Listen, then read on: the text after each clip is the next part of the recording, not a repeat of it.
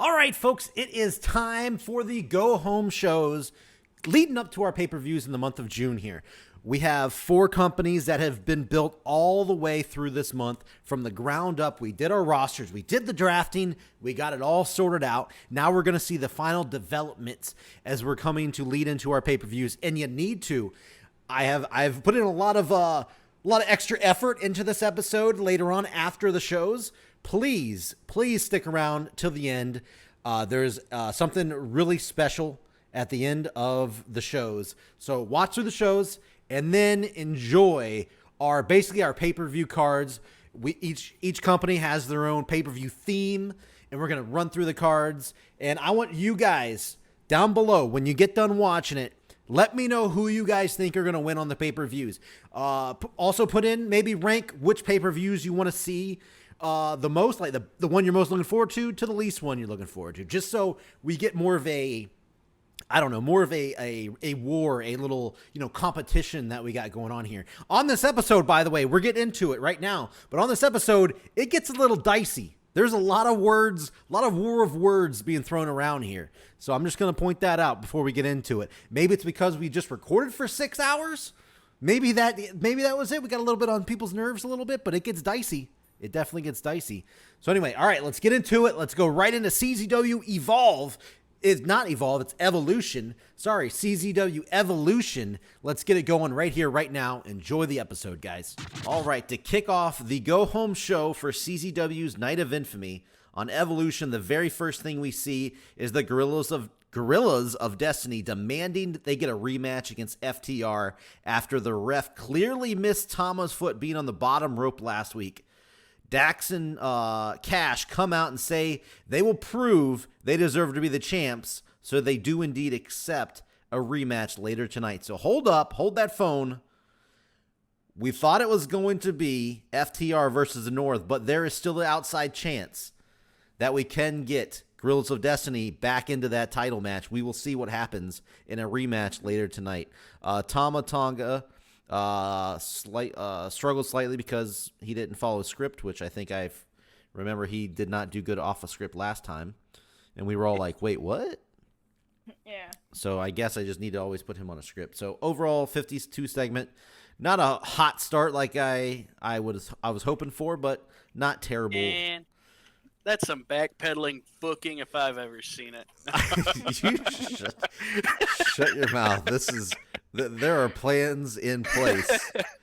All right. So anyway, we will see what happens tonight. So in the first match of the show, we got Cody Rhodes going up against Isaiah Swerve Scott. And in a decent match, Swerve Scott defeated Cody Rhodes in 12 minutes by pinfall after a lightning quick roll up. Cody seemed a bit upset after this one. So we have a pretty big shocking win here for Swerve Scott. He got one last week on Rouge, which Rouge got pissed off about. And now Cody apparently is getting pissed off about a loss against Swerve Scott. I don't know why. Swerve Scott's a very good wrestler, so we're going to see where this goes. We got a 54 rating.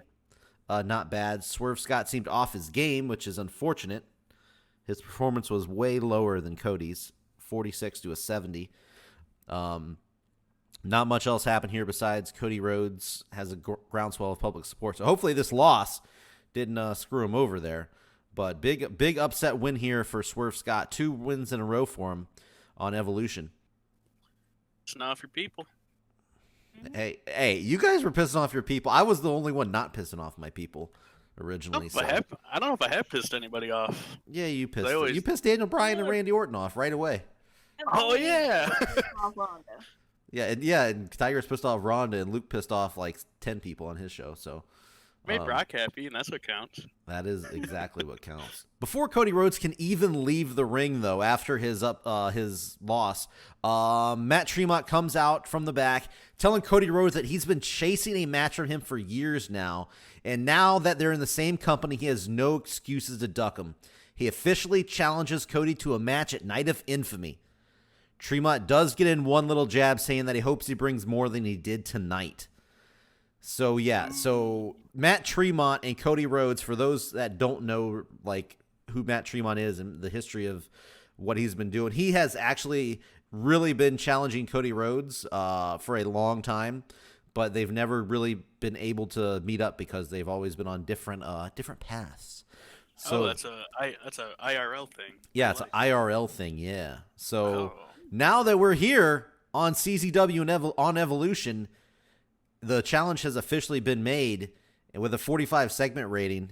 Maybe some people didn't know about this real life beef here, but either way, Tremont struggled going off script, so I know I need to put him on script from now on, apparently.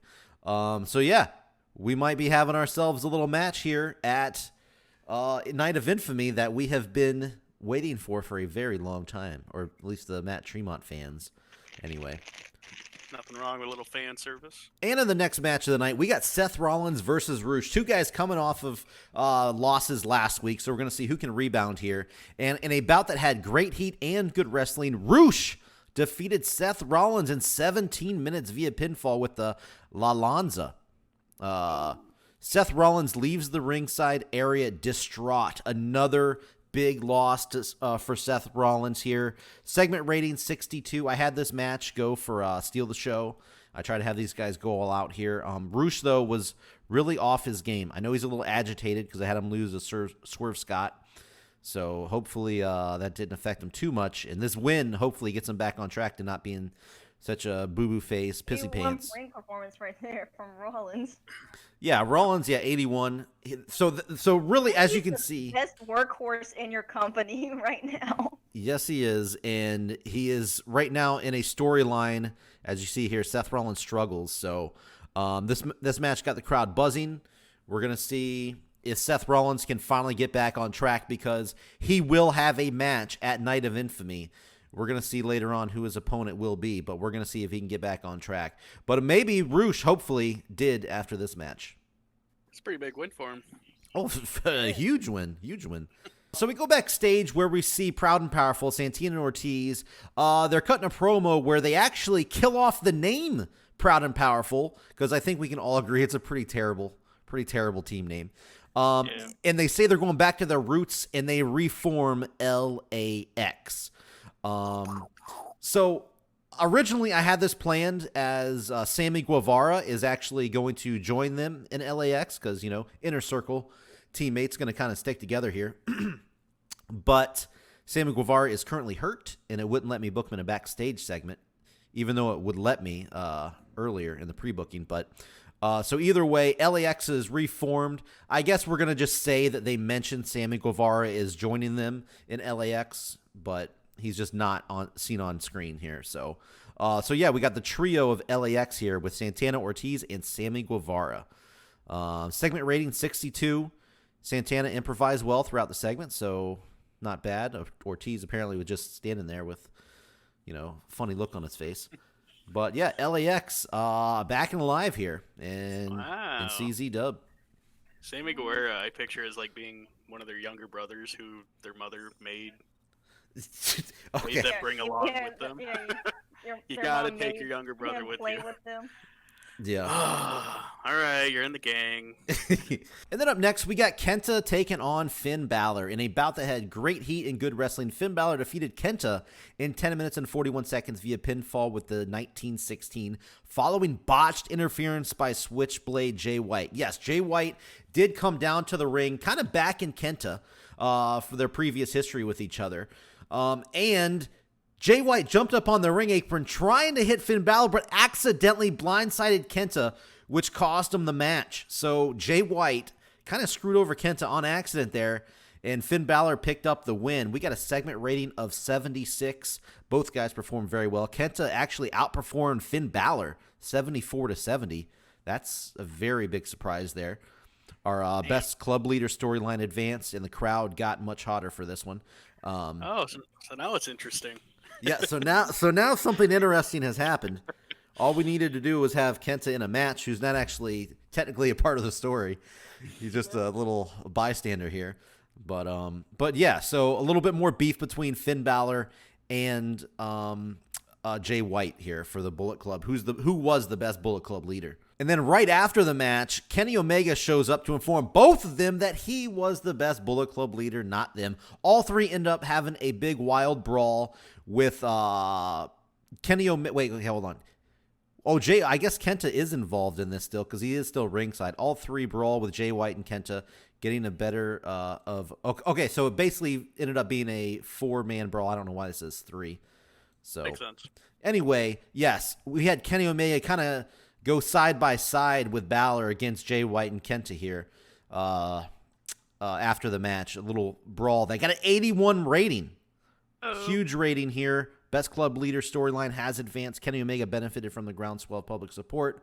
Things are definitely getting a little spicy between the former Bullet Club leaders here in Combat Zone Wrestling. So then here comes Darby Allin. If you remember from last week, he said he was going to unleash the darkness. Darby Allin is seen in the ring cutting a promo telling the crowd that his transformation is ready to take place and he needs to distinguish the life of the undead first. The crowd looks around confused until he bellows, "I challenge you, The Undertaker, to a match at Night of Infamy."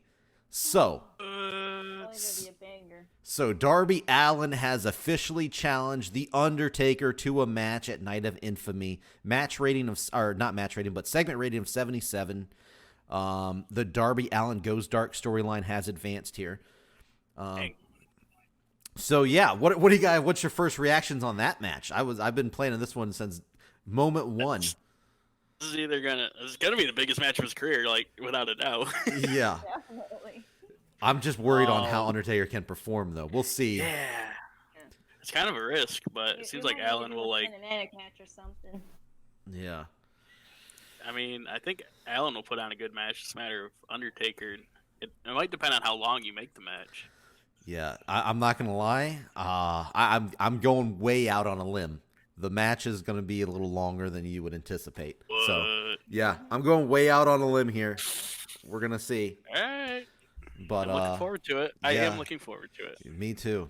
We'll see what happens. Next up, we got Brody Lee taking on Cedric Alexander. In a bout that had good heat and decent wrestling, Cedric Alexander defeated Brody Lee in 7 minutes when Brody Lee was disqualified when OVE came out attacking him. So this pretty much not long after this match got going, OVE came out right away in just a 3-way brawl, a 3-man attack on Cedric Alexander. We've seen a lot of beef between Brody Lee and OVE and Cedric Alexander and his little buddies over there. So they weren't even interested in trying to get the win. Brody Lee didn't even really care about the win here. Got a 66 segment rating, not bad. Brody Lee got a 60 in ring. Cedric got a 59. The Two Fly Crew and Ali versus Brody Lee and OVE storyline advanced, and color commentary gave the match a boost, so that's fun. So as that 3-on-1 beatdown was happening, of course, out comes Ricochet and Ali to come out and try to make the save, and this officially, I thought I was going to put it in there, but at some point, it is officially made that there's going to be a 6-man tag street fight at Night of Infamy. So it's going to be Brody Lee, Dave, and Jake Christ versus Cedric Alexander, Ricochet, and Mustafa Ali in a 6-man tag street fight at the pay-per-view. So we're going to see how that's going to go down. This segment rating got a 59, and of course, the storyline lost heat. That's great.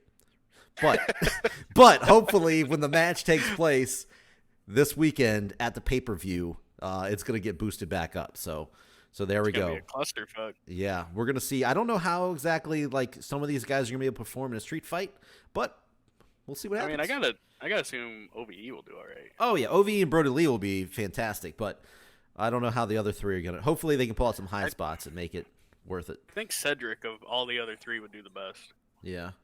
I don't know. We'll have to see what happens. And then we have a women's match here between Charlotte Flair and Ember Moon. In a decent match, Charlotte Flair defeated Ember Moon in 9 minutes via submission with the figure. It's still, I don't know why it puts figure 4, figure 8 leg lock. After blatantly cheating, again, Charlotte up to no good. And after the match, though, Charlotte keeps attacking Moon until Jordynne Grace comes out to stop her, because we've seen already Ember Moon and Jordynne Grace are friends. I believe they're friends in real life too, but she came out to help her, watch her back. So we'll see where this goes. The Charlotte and Jordynne Grace storyline has advanced. Segment rating of 64, not bad at all. Ember Moon 55 performance, Charlotte 67. Not bad. This match did a good job and gave the crowd a breather. Okay, there we go. hey, LOL. If it did Charlotte wins. If it did its job, it did its job. So I'm happy about that. I'm signing the petition against Charlotte right now as we speak. Oh, we'll see. We'll see if she becomes the first ever CZW Women's Champion. So up next, we have the CZW World Championship contract signing with Roman Reigns, MJF, and Kevin Owens. Owens claims that he's always bled black and yellow. That's a CZW-like catchphrase, basically, by the way. MJF throws water at Roman's face and runs away, leaving Owens and Reigns to brawl while MJF walks up the ramp smiling. So yeah, that's basically... MJF sneaked out of the brawl while that left Owens and Reigns, fighting in the ring after this contract signing. But all three men put their names on the contract. It is official this weekend. Who will become the first ever CZW World Champion? The new World Champion, that is. I don't know. It's going to be interesting. 72 match rating, or segment rating for this. MJF came across well. Of course he did. He was being a little weasel. Got out of the ring. Angle got the crowd hotter. Overall, pretty good segment here. Is Owens face? Owens is a face, yes. Owens is a face. Roman Reigns is a face. And MJF is, of course, a heel. So we got two faces and a heel. It's going to be interesting to see who walks away the first ever CZW champ here. There's a lot of directions you could go. There are indeed, and I have some plans. We'll say that. We'll see what happens. I think Roman's the safest pick. I'll say. Oh, that. Roman is by far the safest pick. But Kevin Owens has been CZW loyal for a long time. MJF is actually a real life former CZW World Champion. That's true. But we'll see. We'll see what happens. We will see what happens. That's all I'll say. In the main event, a rematch from last week to see who will go on to be in the tag team championship match. In a bout that had good heat and decent wrestling, the Guerrillas of Destiny defeated FTR in 21 minutes when Tama Tonga pinned Dax Hardwood with a guerrilla warfare. I don't know if that's with a or with the guerrilla warfare. Segment rating 67. Looks like all positives here. Crowd got hotter. Everybody did pretty well. Only 55s though out of Guerrillas of Destiny. So I guess I don't know if you liked it or not because you talk about walking back in the booking. But yes, last week FTR did get the win to lock themselves into that title match. But the foot was on the bottom rope.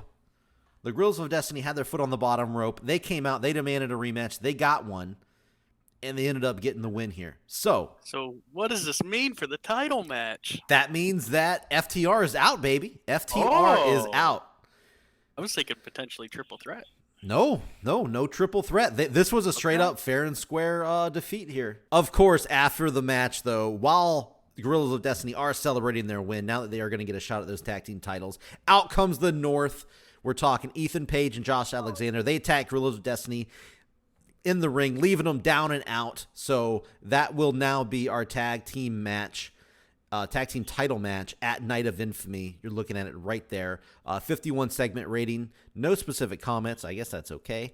I'm hyped for this match. Yeah, that's actually what closes the show here. So we have new tag team.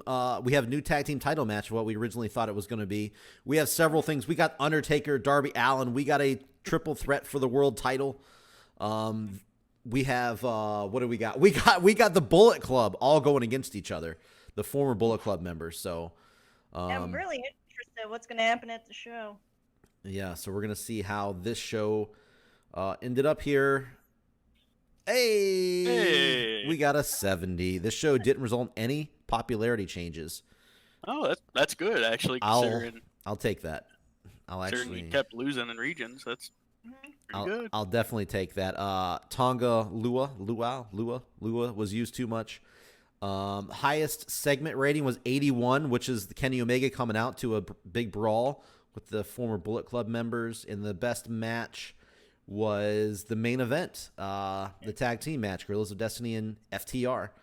So yeah, overall not bad. Just quick reactions. Do you think this show was a decent go home show? And you can be on. If you don't think it was, you fucking tell me. You going first, me or Tigress? Warden, you go first. All right, my observations. Yep, give it to me. Surprised the tag team ended the show. Mm-hmm. The three-way Bullet Club feud that It seems like it should be like main eventing as big as it is. It's definitely it's definitely one of the highest stories I got going right now.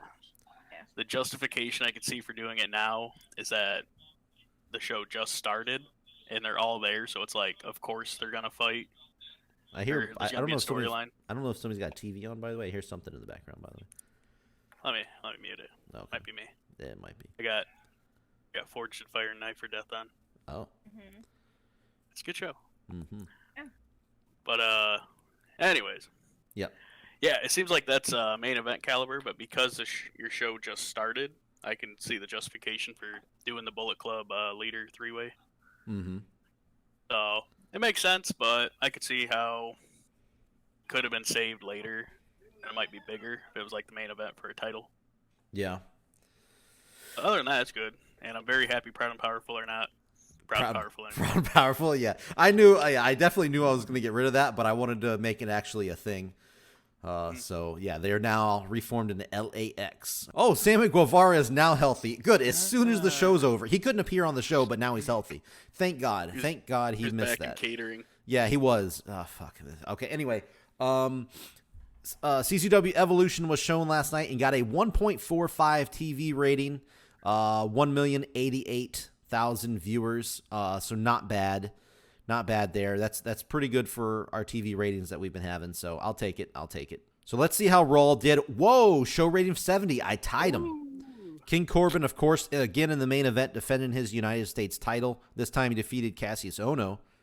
Ono was a tag champ. I thought he was too. Maybe he's tag champ fighting for the U.S. champ. Who knows? For him. Low key defeated Silas Young. Yeah. As long as I'm getting of course they got a 4.15 with 3.1 million viewers, which is what they keep getting. Yeah. I'm just hoping that they start performing worse and I start moving up, and I'm gonna pass these sons of bitches. That's all I know. I'm coming for you, Raw. All right, everybody. This is the go home show for Midwest Mayhem. Opening up the show, we have a angle featuring Sami Callihan, PCO, Marty Skrull. I can never say his name right. And Andrade, Pentagon Jr., Ray Phoenix, and Eddie Kingston. So the Warden, that's me, meets Sammy and the LWO in the ring and congratulates them both on making it this far in the tournament. Before Warden can say another word, Andrade swipes the clipboard from his hand and signs his name. Eddie Kingston takes Warden's microphone and starts belittling Sami Callihan as a talentless hack who had no right even being in this tournament. When out of nowhere, Eddie's met with a baseball bat to the head by Sammy. Yeah. The LWO starts beating down Callihan until PCO and Skrull run from the back, clearing the ring of all the LWO. Warren finds his microphone and says, "There's a reason I brought down 2 contracts. Ladies and gentlemen, at Massacre in Milwaukee, we will not only be crowning the first ever Midwest heavyweight champion," Warren hands the contract to Skrull, "but also your first ever tag team champions. Oh. Pentagon Jr., Phoenix, you will be facing PCO and Marty Skrull on Sunday." PCO and Skrull quickly sign the contract as Callihan wipes blood from his mouth and smears it on his contract and says, "But tonight, we watch your asses in a tag match." Warren looks at him. "Looks like we found tonight's main event." Okay. Yeah. Pretty exciting opening. Right. Segment only 50. I figured there'd be some more notes with 7 guys in the ring, but Eddie Kingston did well improvising. That's good. Color commentary. That's Jimmy Cornette, for those of you who don't know. Did pretty good. So we got a surprise tag team title match that's going to happen now at the pay-per-view. Yeah. Okay. My God. Should be a fun time. All right. Our very next match is for the Mayhem Television Championship. Oh, this is your title? Yeah. This is a title match. First ever title match in our series here. Okay. No one knew who would be in this match. This was all surprise entrance, but is a 6-man ladder match. In a decent match, Brian Cage defeated Zack Sabre Jr., Keith Lee, Buddy Murphy, David Starr, and Joey Janela in a ladder match in 15 minutes. When Brian Cage retrieved the item, Brian Cage won the Midwest Mayhem Television title. Starr was a weak link, and I kind of expected that. Starr, Janela, I didn't really hold him to too high of a standard. I ended up getting a 49 rating. That's all right for kind of a car crash of a match, just Six mid cards kind of beating the shit out of each other. Wow, looking at the performances, man, David started way down there compared to everybody. 35. Oh. Everybody else was in the 60s or 50s. No Mel wonder. was it 66. Janela and Cage were my two highest. Holy crap. Yeah. Well, it's good. You want your Wow. champ to be up there. Mm-hmm. What are these True. handle changes? And Janela took a crazy bump, I see. He did, and looks like nothing came of it. So at least for now that I know of, He's nothing came used of to it. He's used to it. Immediately following his win, Brian Cage stands tall in the ring, announcing that the MWA has now entered the Age of Cage. He says he'll face any competitor that wants a match, and at Massacre Milwaukee, he'll destroy anyone that enters the ring with him. So basically, Brian Cage is going to be doing open challenges from here on out until he loses the title, if he ever loses the title. Okay. And come the pay-per-view, he'll be facing a mystery opponent. Okay. Unknown who it can be. Yeah, the 59 rating, that's pretty good. That's pretty good. I don't think I put him on a script either. Yeah. He, No, I like Cage, maybe I so that should be a lot of fun. Yeah, I'm a big Brian Cage fan. Following Brian Cage's win, we cut to Daniel Bryan, who is backstage. And Daniel Bryan formally announces that Catchpoint 2.0 will be testing a new applicant from the MWA sister company, Slam, at the Massacre Milwaukee pay-per-view on Sunday. This man is Antonio Cesaro. So Daniel Bryan is hosting what he calls an open interview for Cesaro at the pay-per-view, where he will face him one-on-one in a match to see if Cesaro has what it takes to be in Catchpoint 2.0. So we have our first inter-promotional match here. Yes, we do. Now, hold on a minute. What happens if Tigress wants Cesaro to be on her pay-per-view? I asked her beforehand. I see you got Antonio Cesaro in there. You're bringing in bringing his first name back. Brought the first name for the sake of formalities because it's a job interview. So. Oh, there it is. Okay. All right. Well, we don't use nicknames. That's going to be interesting on the pay-per-view in a promotional match. That's pretty cool. Yeah, it should be fun. And who knows? Maybe I'll be proposing some trades if Cesaro wins. Yeah. Got to get him on my brand. Okay. So that should be fun. 62, that's not bad. No, that's good. Next up, we had a pretty straightforward match between Taya Valkyrie and Xavier Woods, who had Big E ringside. Taya Valkyrie ended up getting a straightforward win over Xavier Woods. This is Poor Woods. the point of this is mostly to boost Taya, kind of get her some more W's under her belt. Included Big E because obviously he's with Xavier Woods, and this might not be the end of Taya versus Woods or Big E. So look forward to that. Interesting. 44, not the best, but it's an interesting matchup between these two. So Yeah, at least there wasn't much wanted to- negative. no, it's kind of doing what it normally does and doesn't give me too much information. Oh, they want to turn heel. All See, right, this is, Marshall and Ross hinted at a heel turn. Marshall wants to turn you. Too many of your recent turns have been shocks Ooh. with little build-up behind them. The fans are becoming jaded. I didn't mean them to be shocks. How do I make them not shocks? Then you build it up. I don't know. They all can't be Dean Ambrose turning on. Shut up. That's right, John Moxley. Up next, we had Ross Von Erich, partners of Marshall Von Erich, versus EC3, who's partners with Eli Drake. Those two had a match last week. So the partners are fighting each other this week. It was a decent match, decent action match. Not the best wrestling in the world, but what happened in the match was Ross Von Erich won after EC3 calls for a chair from Eli Drake, who isn't on board with resorting to cheap tactics, and yells back no to him. EC3 grabs a lasso that Ross had brought down to the ring for his entrance and begins lashing him with it and choking him with it. Oh my He gets God. disqualified. Marshall Von Erich enters the ring to stop EC3, but not before Eli Drake pulls EC3 off of Ross and drags him to the back, yelling at EC3. Post-match commentary Really? announces that the Warden has made the match of Von Erichs versus Dummy Money at Massacre in Milwaukee. Okay, so you got some. Whips, I see. You're into BDSM, huh? God. I'm not. So you got EC3 and you got Eli Drake kind of not on the same page here. Shaky ground. Eli ain't on board with the cheating. Mm-hmm. Interesting. Tactics. So the surface is loosening of their structure. Mm-hmm. And As Von planned, Erichs- this match brought the fans back down a little. Yep. There you go. It was a cool down match. 50 is not bad. No, You know, it's not considering bad. these guys haven't been built too much. Yeah, I think they were hitting in the So, 40s and 30s earlier, so that's pretty good. Yeah. A backstage segment. This is footage of. It was originally just the entrance of Tommaso Ciampa and Matt Cross just coming to the arena. They're driving their car when out of nowhere an SUV T-bones them, smashes them. Mm. Car spins out, and you see Jacob Fatu and Samoa Joe get out of the SUV, start pulling Ciampa and Cross out of the car and beating them down. As the Usos and the Briscoes come from the arena and start fighting. So it's just this massive brawl going on between everybody. People are just getting the shit kicked out of them. Till the Warden has to come running out. Mr. GM trying to keep everybody happy.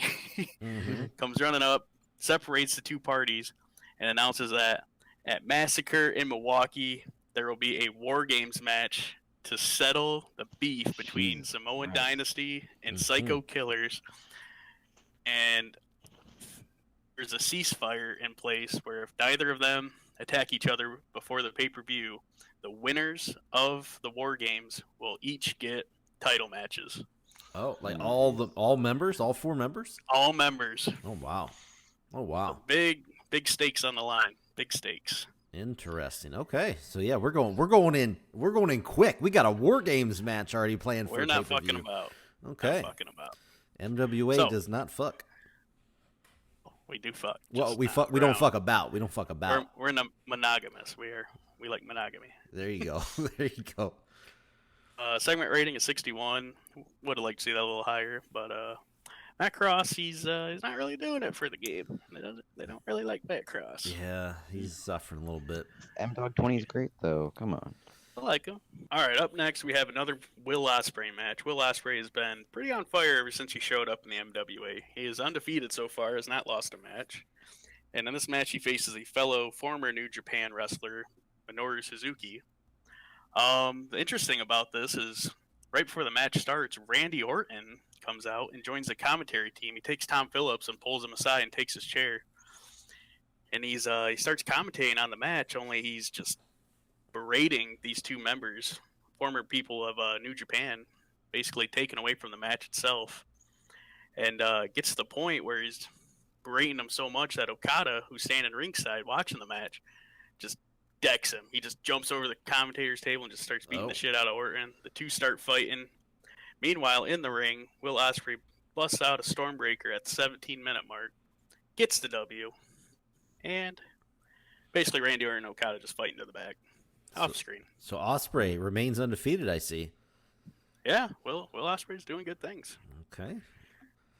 Pretty good segment rating too. 73 or 63. Sorry, 62. Oh my god, I can't say numbers. Jesus, 62. Yes. Segment rating is 62. Ospreay had in-ring performance of 80.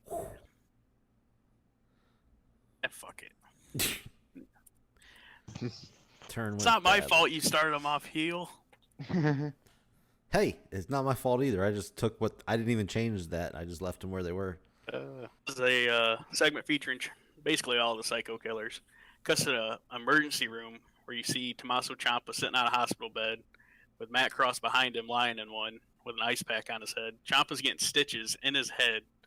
He's basically just talking shit about Samoan Dynasty, how they're going to win the War Games, they're going to get the title shots, and it's all going to end at War Games. No one's walking out that deserves to.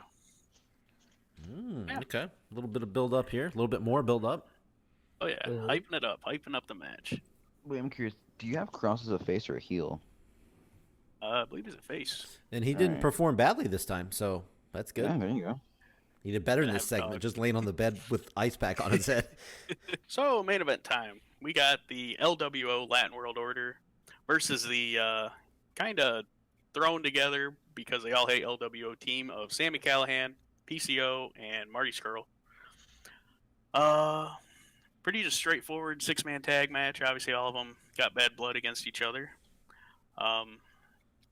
Looks like we got a segment rating of 58. Match went close to 18 minutes, so it was a reasonably timed main event. Everybody but PCO seemed to perform good, which I'm taking a PCO guess. That's his declining physical ability. That's my guess. Yeah, that's not a bad assumption. Probably is.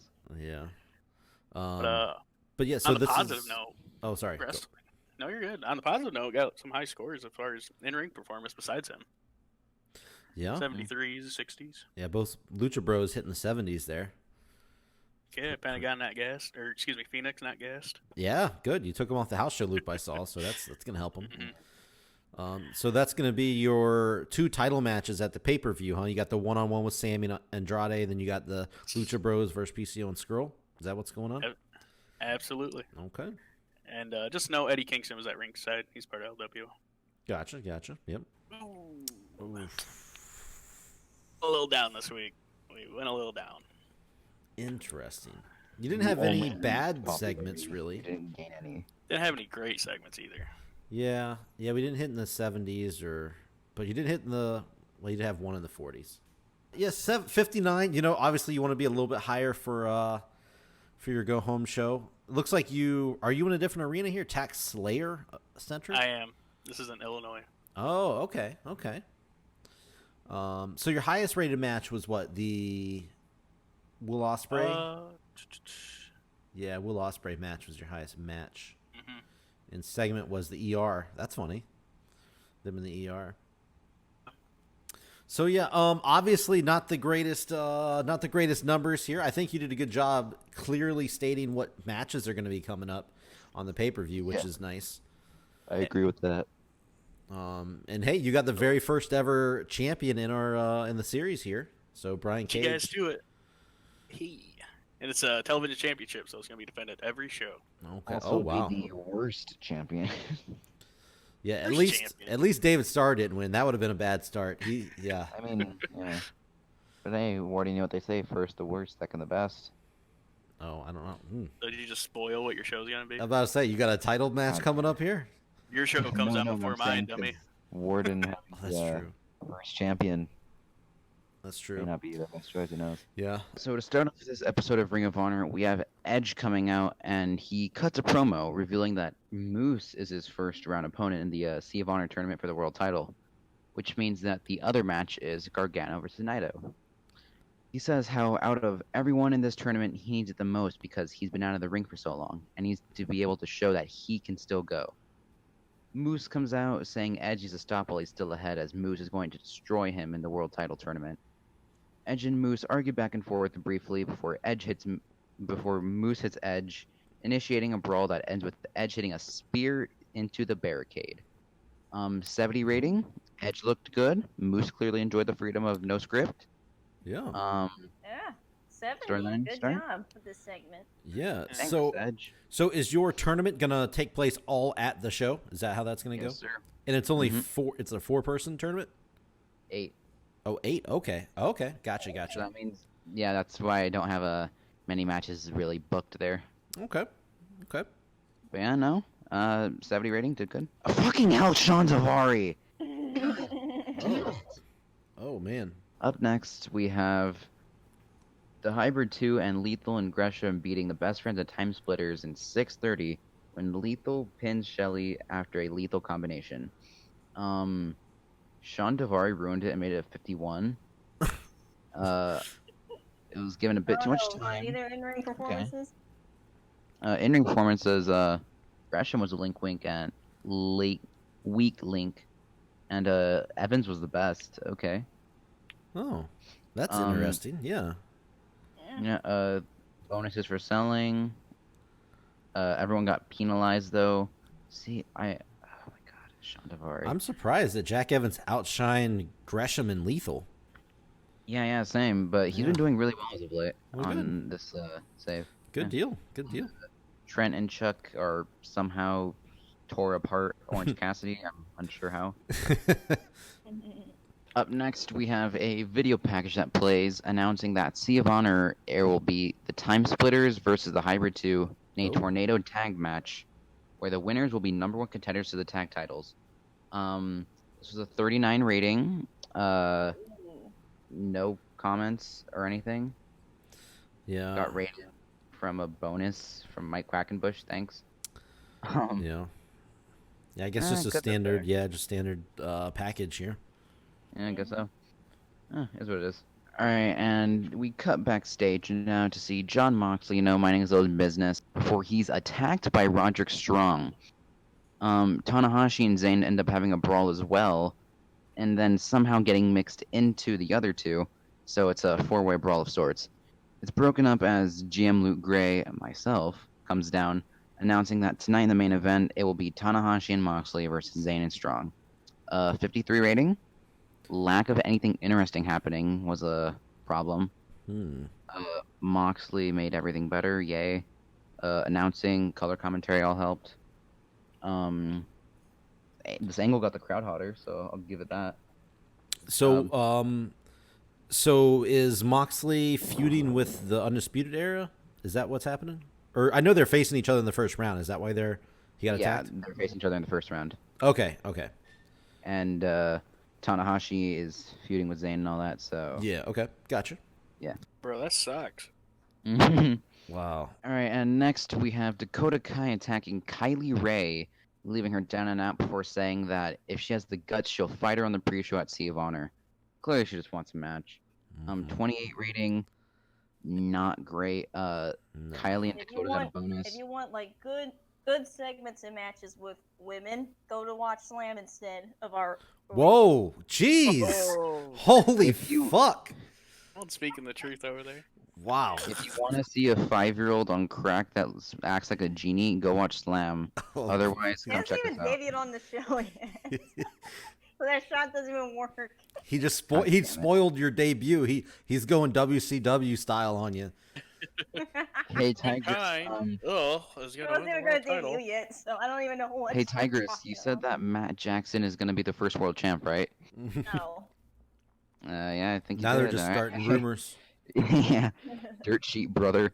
28 rating, bonuses, cool. And about that at Great Heat and Good Wrestling, Shinsuke Nakamura defeats Hangman Page in 2011 by pinfall with a Kinshasa. Yes, I drew that out. Nice. I got a rating of nice. Nakamura got 73, Page got 66. Match got the crowd hotter. Give it that. Yeah, this was a good one here. They got bonuses, and then Page got penalized for inconsistency. Not great. Announcing quality was penalized for very low experience. All right.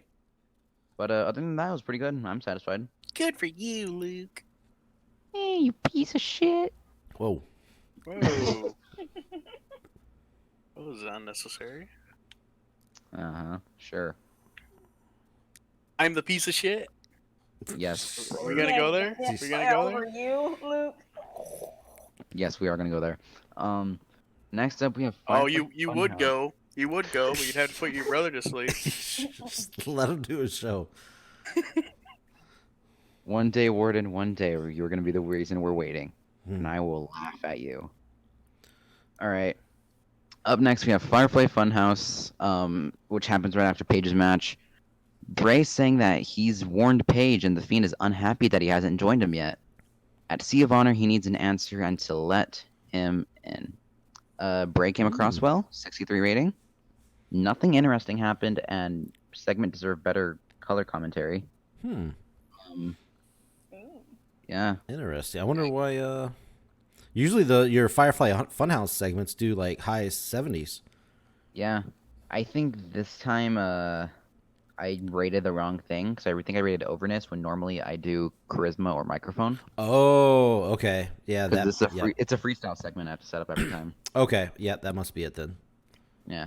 But bonus for an amazing heel, David Finlay did great.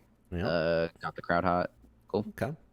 Up next, we have John Morrison coming out, who cuts a promo talking about how he never got a championship qualifier match, yet is one of the biggest stars Ring of Honor has. He calls out Ray Horace, saying he looks weak and he's sure he could beat him with ease. Horace comes out saying if Morrison really thinks he can beat him as easily as he can fight him later tonight with Horace's TV title scramble spot on the line. But if Morrison loses, he can't fight for the TV title if Horace wins. Morrison agrees before decking Ray, calling for the bell, and the match starts. Okay. 64 rating, no specific comments. Morrison got a bonus of a legendary gimmick. Scott Armstrong is a good ref and booker. Yeah, I was gonna say Ray Horace was starting out with your show with bad ratings, from what I remember, and he seems to be picking it up a little bit. So that's Yeah, pretty he's good. he's getting better as it goes. Well, fuck, I shouldn't have said that. God, Oh, fucking as Christ. soon as I say that. Oh, damn. You can't blame Sean Devari for this one. No, You can damn. blame Ray Horace. Yeah, well, ignore everything I just said. Fuck. Luke Mm. sucks. I tried to. Warden blows. All right. And about that had decent reaction from the crowd, but terrible wrestling. You spoke too soon, Bomber. Yeah. John Morrison defeated Ray Horace in 1946 by pinfall, with the Starship Pain winning Horace's spot in the TV title scramble match at Sea of Honor. 36. This was supposed to be a technical masterclass, and it didn't work out that well. Morrison had a 44, Horace had a 36. Announcing help, but match was poorly placed. I think it's because you chose technical masterclass. Yeah, that's what it says. It says something about, I guess, if you have a hot crowd, don't do a technical masterclass. That's interesting. Yeah, I guess I probably should have opened the show with this then. Oh, I wasn't Yeah. even thinking of that reason. I'm just thinking these two guys as technical It just masterclass. says Yeah, they're technical not match isn't technical the- wrestlers. Just says a technical match isn't the right thing to do to a Yeah. rowdy crowd. Then they're not technical wrestlers, so. Horace did decently in a technical match last time. Yeah. But so that means that Morrison is now in the TV title match and Horace is not. Damn. And I of course I jinxed him. I jinxed him on his match. I had to say something. Yep. Next, in a decent match, Rhea Ripley beats Toni Storm in 13:45 by pinfall with a Riptide. 44 segment rating. Toni got a 55. She did better than Rhea. Rhea got a 46. Announcing helped. This was a standard one-on-one. These two are both in the women's title match, so see how they fare against one another. A little preview. They all got bonuses for something. Legendary gimmick, charisma, selling. Segment was penalized for odd face-heel combination, but they're both face, so I think that's why. Yeah. Rhea was penalized from low morale. Well, like, shove thousands of dollars in your face, so shut up. I tried that too because I just pissed somebody off and it didn't work. So It worked. It worked for me sometimes. In our main event, we have Jon Moxley and Hiroshi Tanahashi beating Sami Zayn and Roderick Strong in 2047 when Tanahashi pinned Strong with a high fly flow. Moxley, as usual, head and shoulders above everyone else. He was 88 in ring. Tanahashi was 68. Strong 54. Zayn 59. Sami Zayn seemed off his game, and it was a bit too long to keep a pace going. But Moxley benefited, and yeah, see, all the bonuses are mostly for Moxley. yeah, Moxley Tanahashi. Yeah. this is pretty. Zayn was penalized for inconsistency, as was Tanahashi. And Zayn still wasn't a good heel, apparently. Yeah, it says not a very good heel. Well, too bad. Yeah, for Fuck its all you, loud fans. content, it was too long. We don't do this for the fans. We do it for selfishness. Oh my God! 2 weeks in a row, Ring of Honor saying "fuck you" to the fans. What do you hate? You don't even know what you hate. So, Exactly. Fans don't know what they really want. oh my God, there it is. The heel, I know Luke. what they want. I know what they want. They don't know what they want. Sounds like you're booking WWE here. Is what it sounds like. I mean, but you did end on a I'm good. Vince McMahon, baby. Come join my empire. You did end on a good note though. 61's pretty solid inning. Yeah, I'll admit that. But yeah, that was my Alright. show, and Oh, 60. wow! I actually thought that was going to be lower. That's actually pretty good compared to what I think thought it the was going to Edge be. promo helped you. Oh yeah, Thanks, Edge, you sexy son of a bitch. yeah. Damn it, he beat me. He did. Yeah. Hey, Let's Big go. Man also As helped. usual, baby. Fuck By like you. 1 point. God. Highest match of the night was Nakamura versus Hangman. Had a nice rating. Yeah. Edge was the best thing though, with his little promo with moves Yeah. and all that. I think Shinsuke, Hangman, and Edge saved your show. Honestly, otherwise this would have been like MWA ratings. Yeah. Fuck, excuse me? Wow. You guys. Okay. So, breaking down the card. with my 39 per overall shows. So let's hear. Okay. Well, let's hear from Warden. What did you think of this for a go home show here for the pay-per-view coming up. Fuck you, Luke. Okay. Not looking forward to your stupid fucking boat pay-per-view at all. Eat shit. Your boat pay-per-view.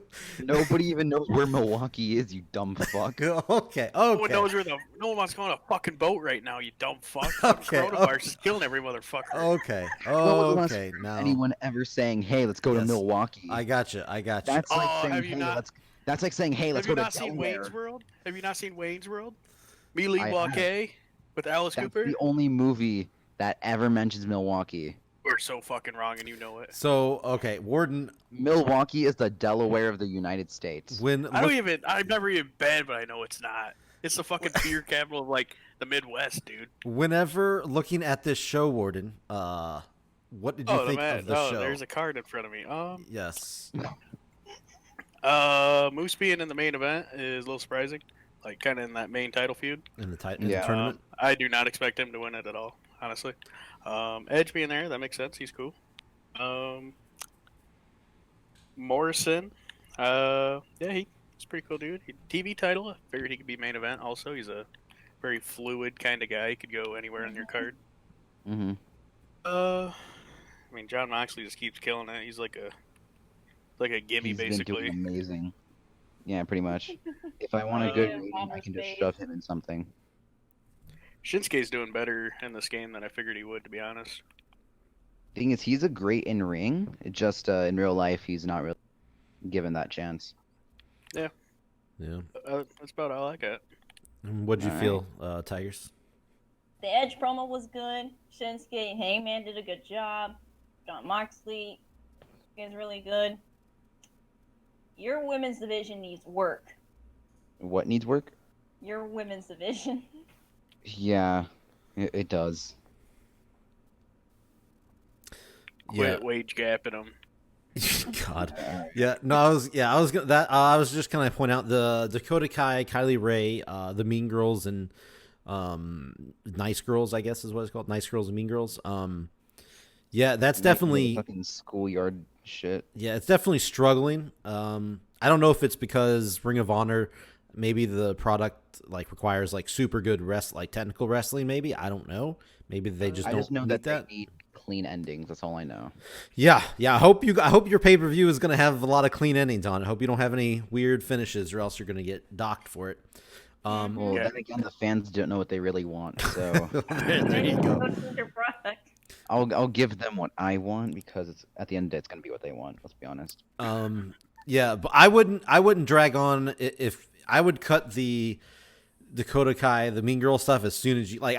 I'd wrap that up as soon as you can. It seems like because it seems More to be than likely will because it's not doing that great. Yeah, I would cut that one loose whenever you get done with it. Midwest Mayhem got a show rating of 59. TV of 2.07 with 1.5 million viewers. So Yeah. not too Lower bad. than last week. Not too bad. Did this sell out? Well, it would have said sell out, so I guess not. I don't believe it did. I had a little bigger arena this time. Gotcha. Yeah, you went to the Great Lakes. So yeah, 2.07, not too shabby. Still hitting the twos. Wish I could do that. Let's hit Battlefield here.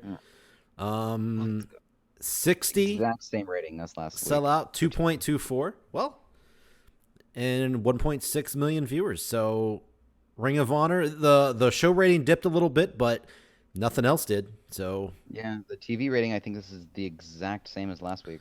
that's can't ask for more. Well, I mean, obviously you can ask for a higher rating, but as long as you're not going down, I'd be super happy with that. Yeah, right. Yeah, no, I'm happy with it. Yeah, for sure. Minor.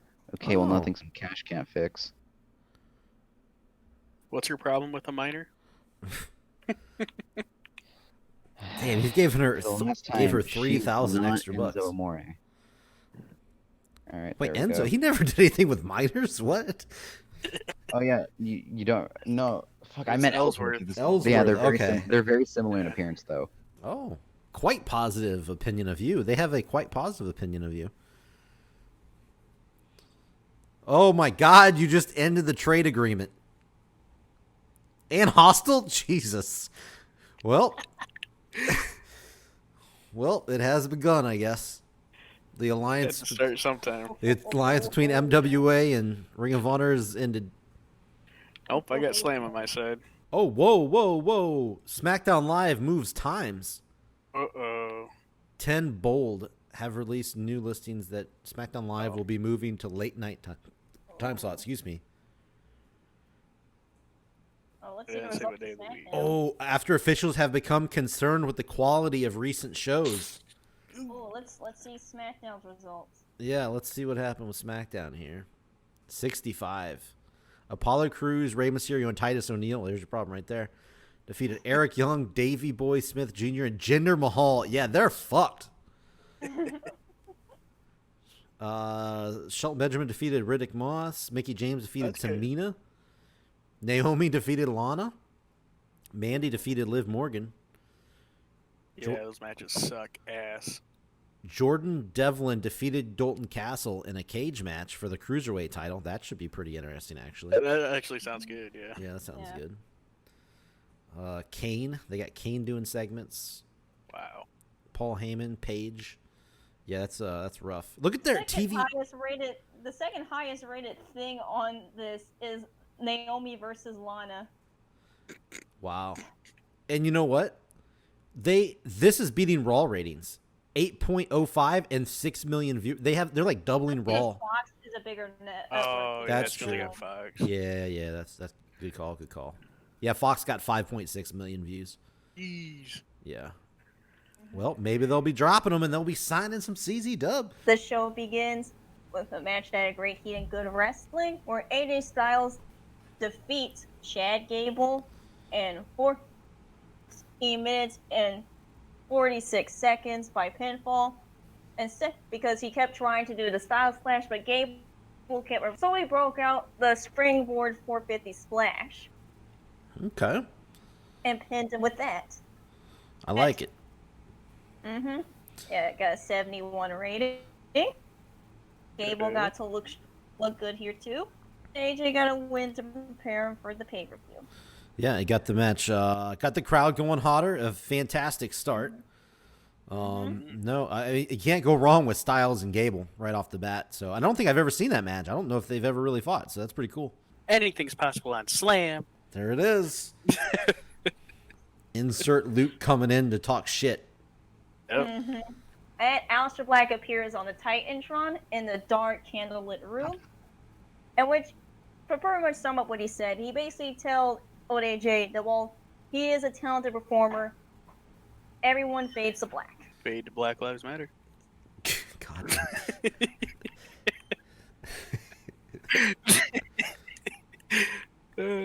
81 rating. The storyline got heat. The commentary was the only thing that dragged the segment down. But the angle got the crowd hotter. Yeah, as usual, Slam starting off in a big way. 70s and now hitting 80s right here off the bat. We cut backstage to where General Manager Spring Tigress is having a sit-down interview with Walter. And basically, Walter makes it clear that at Fight for the Fallen, he will make sure that he will break Kurt's ankle. And that Kurt better pray that he'll be able to stand back up after he's done with him. Oof, man, Yeah, Kurt falling prey. Yeah. Kurt is gonna die at the pay-per-view. There's a strong chance Kurt Angle dies. With this rating, so 40 died. Yeah, 49, not the best rating. Yeah, I don't know how good like your character is talk. I don't know how good that would be or how good Walter is talking either. I don't know, but Does Walter talk that much? I don't. I didn't have him rated on talking. Yeah, I'm not sure. That segment, we had some good old ladies wrestling. And about that good heat and decent wrestling, Tessa Blanchard and Mia Yim ended in a draw due to a double disqualification after Shayna Baszler ran in and attacked both of them. That dirty Shayna. Mm-hmm. Good rating, though. Rating? Yeah, good rating. So I'm interested to see because I haven't. Oh, sorry. What were you gonna say? The announcing quality lifted the match, and then right after the match, Shayna just continues to just beat down both of them, and then stands tall afterwards, and then does the hand pull she does with the spade. Yeah. And she does that in the air while standing over both women who are knocked out. Nice. Yes, it got Nice. a 69. That's the only reaction I have. book women's wrestling. That's that's how you book women's wrestling, huh? I'm Yeah, pretty you sure you can make get it a a family-friendly 69. product, That probably too. since I only like Rob. children like it. I Wow. never want- Wait a minute. Wait a minute. Oh, Hey, I can't wait to see the brand new CZW. What? Wait. Where'd that come from? Yeah, why are you talking shit about me all of a sudden? You're the only one I can't. Actually, no, I can shit talk Warden too, but I've already done that. I mean, you can shit talk me if you want, but I'm out of your guys' shit. All right, let's just go before anything else. Pretty crisp. Yeah, but I'm still gonna win the TV ratings. and then baby. basically, backstage, the War Raiders confront the Young Bucks and basically make them a challenge to a tag team match at Fight for the Fallen. Oh. You said a tag team title match or just a tag team match? It's just a tag team match. Okay. I'm gonna do a tournament to crown the tag champ. That's right, This that's is right. just a tag team match. Gotcha. Okay. Gotcha. So it's the fat flippy guys and the skinny flippy guys. Okay.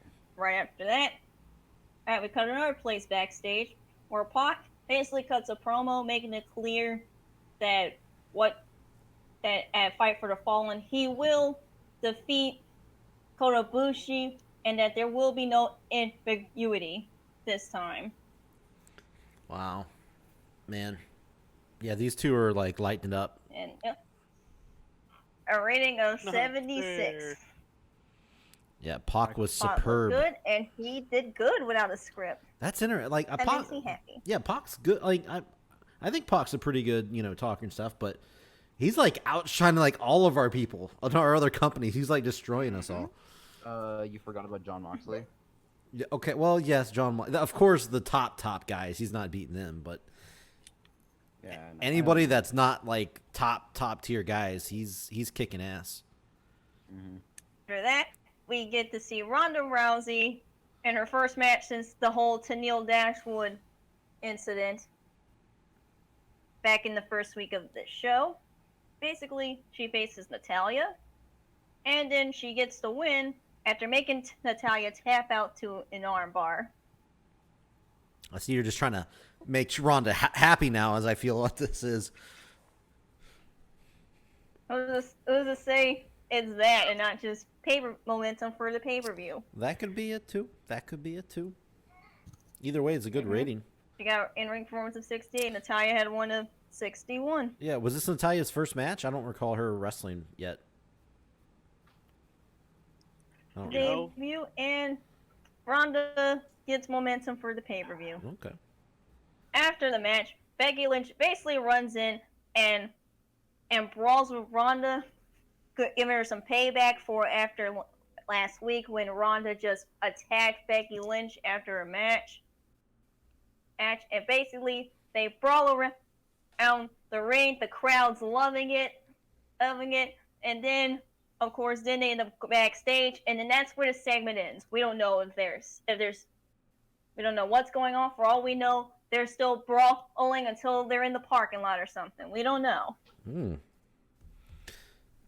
73 rating. I wonder if we're gonna see.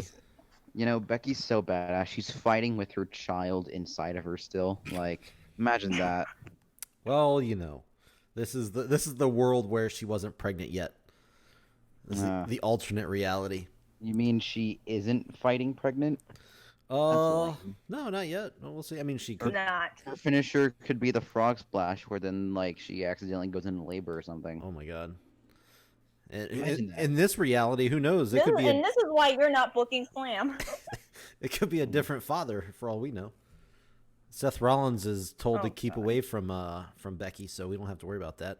And then to close the show, we have a contract signing between Chris Jericho and Drew McIntyre, revealing that this match is will not only happen at Fight for the Fallen, it will be for the King of Slam Championship. King of Slam. Talk each other before signing the contract. As soon as Drew McIntyre signs, Jericho goes to cheap shot him, but McIntyre is able to fight back, and it ends with Jericho being powerbombed through the table and Drew McIntyre standing tall, posing with the contract in his hands. Okay, so we have our world title match here, our King of Slam title match, I should say, set up. Oh wow, okay, yeah, I mean, it makes sense. This is the biggest thing you got going right now. Segment rating of 88. Yep. Wow. Yep. Wow, and you're taking my contract signing, you sons of bitches. Mine was better. I didn't do that. They did it. I like to be original, you know? There it is. I planned mine beforehand, so. Okay. It's taped. Okay, it's pre-taped. Got it. Yep. Luckily, Dave Meltzer didn't get a hold of the spoilers, though, right? It's true. There are ways of avoiding spoilers. Dave Meltzer has Jericho been kidnapped in or our alternate reality. He's missing. I mean, he deserves it, let's be honest. Not every New Japan match is like 12 stars. Like, I like New Japan, but come on, man. 62. What? 62? How? I What think the sit-down interview dragged things down a bit. Yeah, but That was one segment. Yeah. wow, that's Popularity in 40 It regions. says fans were Holy annoyed with the amount of non-wrestling segments they had to sit through. Oh yeah, there Oh were. shit! Yeah. Oh See, wow, the fans don't know what they want. You need to keep up with this. wait. I'm not like I didn't- I'm not the biggest math person, but looking at those numbers on the side, I'm pretty sure the average is not 62. I don't think I that's how don't it works, get man. this. I mean, I guess it doesn't. I thought it like did the average, and then I thought that's what it was, but I guess not. Yes. was too. Wow. I mean, I thought you needed more segments and matches, and you had a 3-to-7 ratio. And here I was thinking, man, you just destroyed the Go Home show, and you lost 40 regions.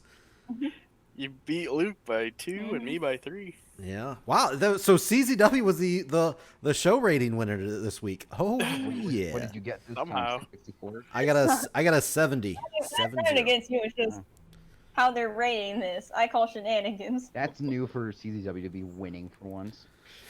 I guess. But we know what matters, folks. TV ratings. Let's see them. So Slam. Show rating 62, attendance 7,523, and TV rating of 1.85. Yes. Shit, I didn't get Another last. win for the good guy. The good guys, I don't know about that one. 1.3, almost 1.4 million viewers. MWA? I don't know. I mean, I think CZW is the good guys at this point. Oh, what? No, Oh, Slam, yeah. what? See, Slam yes. and MWA are. I'm just saying, if you want to watch one pay-per-view this weekend, it's gonna be Ring of Honor. CZW Massacre in Milwaukee, where Night- we have a War Games match. Sea of Honor. Night of We're Infamy. on a boat. You know what? I really, yeah, I will give you that. You have a War Games match that's pretty impressive. And Somebody 3 title join matches. overboard. War Games and 3 title matches, and no women. Oh God! Oh my God! I can't believe you just said. No Taya, huh? As soon as you It's a said, sausage fest, yo. it- It's a sausage fest. as soon as you say that, Tigress leaves the Are you voice not gonna- chat. Wait, so you're not using any of your women like Big E? Wait, What does that even mean? Just because he's got boobs? That's I mean- that's sexist. I mean, Smoke some dope, boy. You're talking mad out your head. Okay, we're going to look at the Week 4 ratings breakdown. We are talking the go-home shows here. CZW went and adopted a new network, well, an additional network, I should say. El Rey was taken on along with Sci-Fi. CZW, you know, we're not going to want to get left behind in this rating war, even though, yeah, we're still down in the ratings compared to everybody else. But CZW did get their highest rating ever, bringing on El Rey, 1.45 TV rating with 1.3 million viewers. Live attendance was 7,380, the highest yet, because CZW went to a different arena, which held a little bit more seats. Show rating also got a good rating here, 70, which is up from last week. Second highest show overall for CZW. Good showing here. Ring of Honor came in doing their per usual numbers here. TV rate of 2.24. They've had that back in week 2. They're a little bit down from last week. 1.6 million, down about 100,000 from last week. Another sellout here. 7,160 and down to the lowest rated show in Ring of Honor history so far. I know it's only been 4 weeks, but it is their latest, their lowest show rating. So something to note there for Ring of Honor. MWA Wrestling Alliance went the other way with it. TV rating of 2.07. They're a little bit down from last week. Yes, they are. 1.5 million, down about 100,000 viewers. Live attendance, 6,119. Not quite a sellout, but still good numbers there. Show rating, 59. Actually, I thought this was their highest rated show, but it wasn't. Last week, they were a 63. So MWA was down a little bit from last week as well. Then we go over to Slam. Slam was down, probably the biggest drop of all 4 shows here. 1.85 TV rating, down from a 2.02 last week. Down about 200,000 viewers, 1.3 million here. Live attendance was good at 7,523, but show rating, just like Ring of Honor, this was Slam's lowest show rating of all weeks so far, 62. They were a 74, a 73, and a 75 previously, so quite a drop here for Slam. Not the greatest outing. This is the pay-per-view cards for this coming weekend, Sunday, June, week 4, 2020. I hope you enjoy the pay-per-view cards. A match that a lot of people have not known has been years in the making. I'm talking Matt Tremont has finally got his dream, and he is taking on the Nightmare, Cody Rhodes. We're going to see if he gets the results that he's always wanted as they clash at Night of Infamy.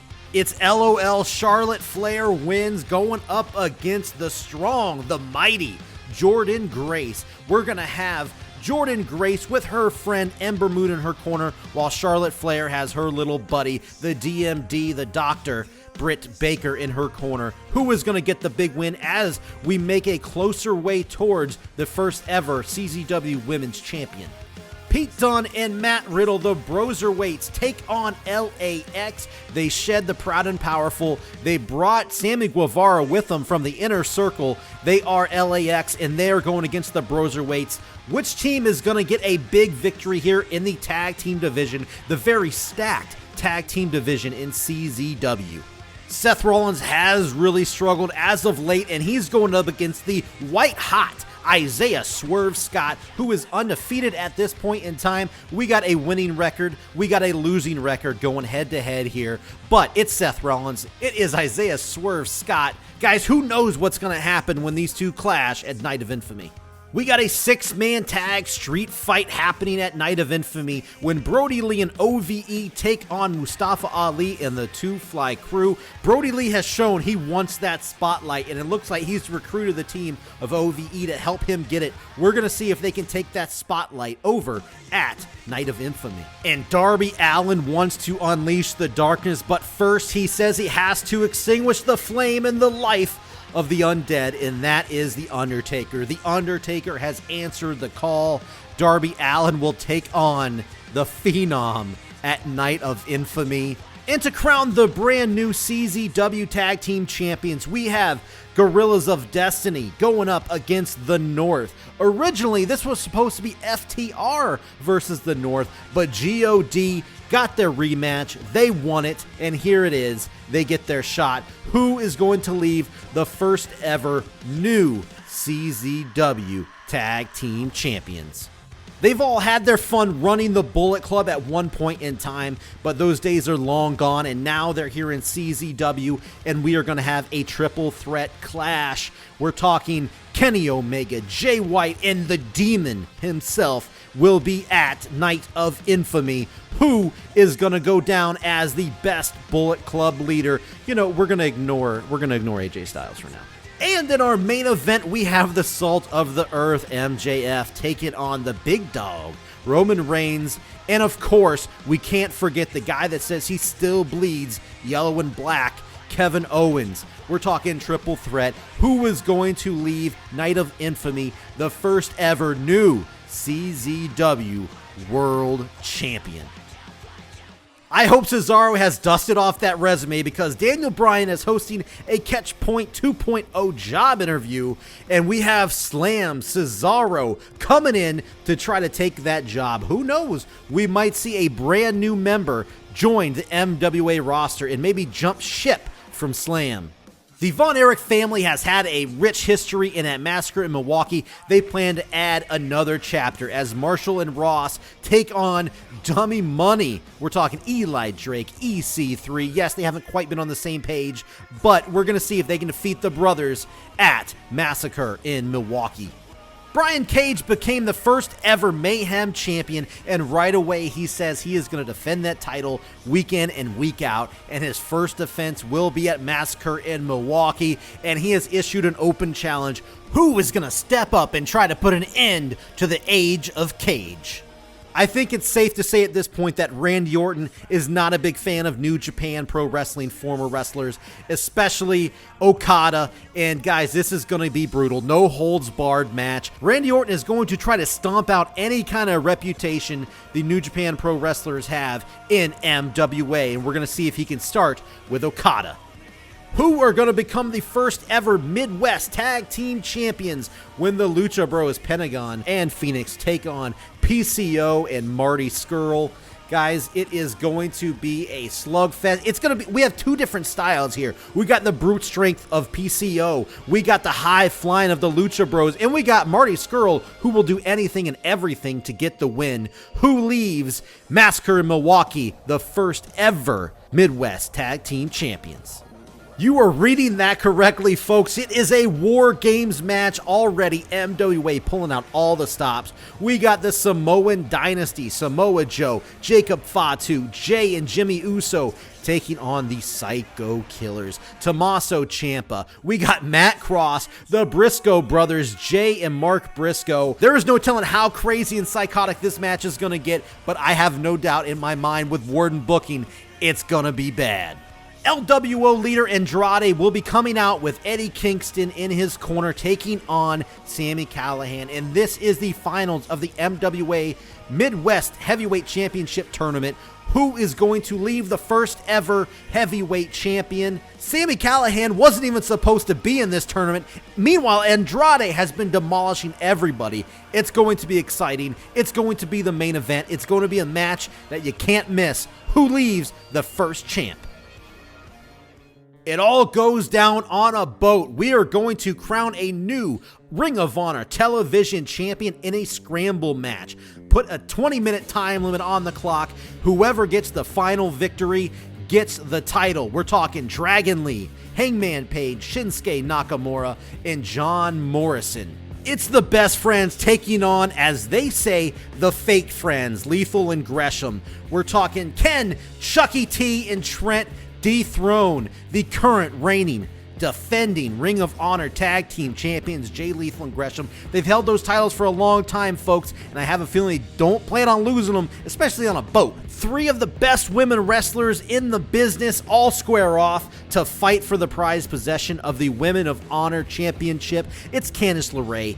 It's Toni Storm. It is Rhea Ripley. Only one of these women can leave with that title, and I have a feeling there's going to be a lot of tears. There's going to be a lot of blood. There's going to be a lot of sweat shed in this ring, in this match. The new Ring of Honor World Champion will be crowned at Sea of Honor in a tournament, an 8-person tournament, and we're going to run down all those matches right now. The first match is Moose versus Edge. These two have been jaw-jacking for a little bit. Moose does not think Edge coming back into wrestling even deserves to be in this tournament. He says it's time to live in the present. We're going to see what happens when these two collide in the first round. Also in the first round, we have Roderick Strong from Undisputed Era taking on the Street Dog, Jon Moxley. Guys, we've seen these two throw down already a little bit in the weeks prior to this tournament. It is going to go down here in round number 1. Who will advance to make it to the semifinals? The Toxic Society leader, Sami Zayn,